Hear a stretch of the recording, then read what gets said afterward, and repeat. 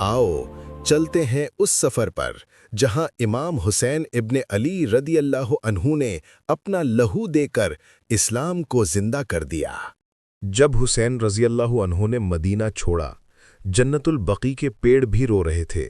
حسین رضی اللہ عنہ نے ان سب کو دیکھا، پھر اپنی انبیاء کی شہر کی طرف پہلی اور آخری نظر ڈالی اور چل دیے، کیونکہ انہیں پتا تھا اب واپس آنا صرف روحوں میں ہوگا۔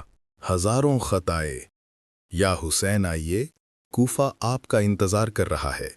لوگوں نے قسم کھا کھا کر لکھا، ہم آپ کے ساتھ ہیں۔ 2 محرم، کربلا کا میدان، دور تک صرف لہو کی خوشبو اور موت کا سایہ۔